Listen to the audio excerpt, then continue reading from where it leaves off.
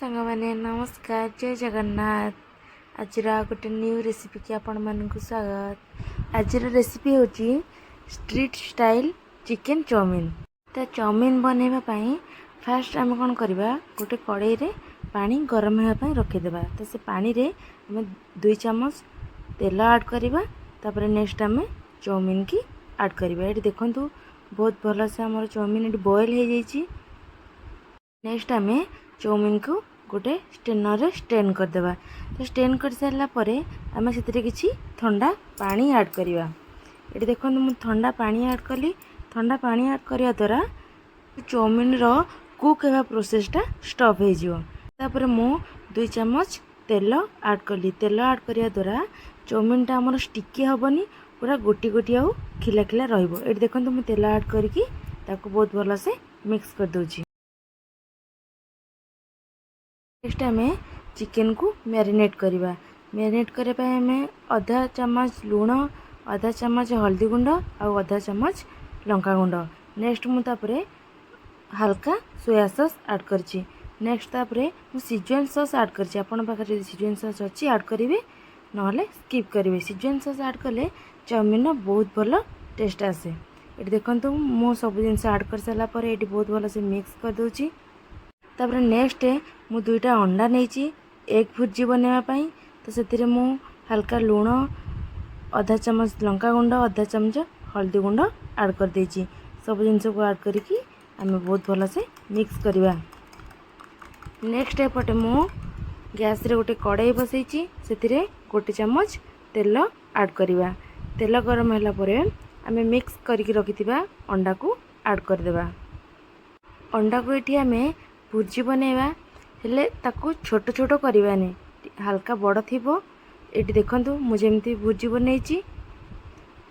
Under size टिके बड़ बड़ थिले चाउमीन रे खाया पे टेस्ट आसबो। ये देखंतु मोर अंडा भुर्जी रेडी हो जाइए। गोटे प्लेट को बाहर करदेवा। नेक्स्ट एपटे मु से सेम कड़ाई रे गोटे चम्मच तेल ऐड कर सारा पर मैरिनेट कर रखिथिबा चिकन को ऐड कर देली।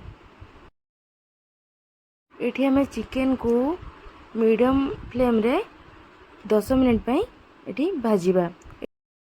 ये देखो मु 5 मिनट पे कवर कर देती।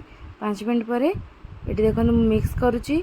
बहुत भल से चिकन आमर भाजी हो जाइए।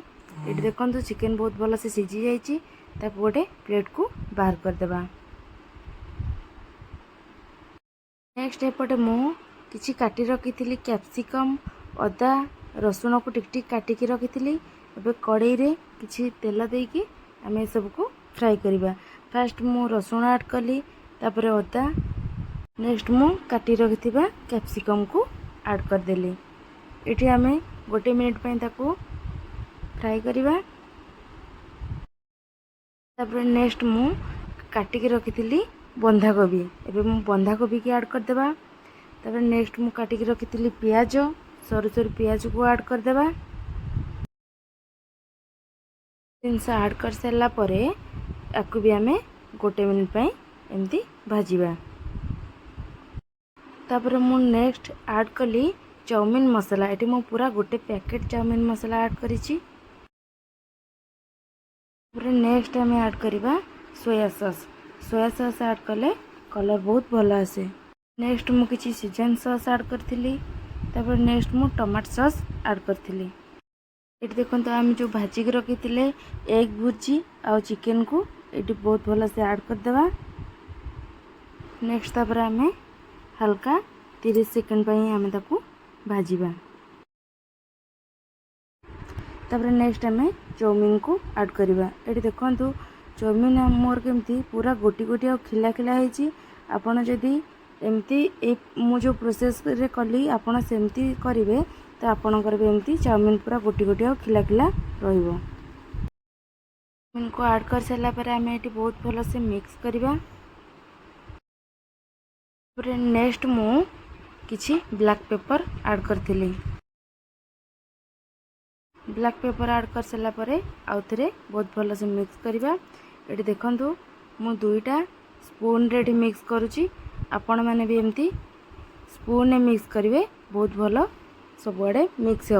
ये देखो मोर चाउमिन रेडी हो जाइए। मुझे सर्व करी आपण मानक देखौजी। आमर ये रेडी हो जाइए street style chicken egg chow mein. बहुत कम तेल मसला रे और बहुत कम टाइम रे आपण मैंने भी एमती बनातु और आपण फैमिली मेंबर को खाइबा को दिंतु। जदि ये वीडियोटी आपको भल लगी प्लीज़ मो चैनल को लाइक शेयर एंड सब्सक्राइब करने को जमा भूलिए। Bye bye.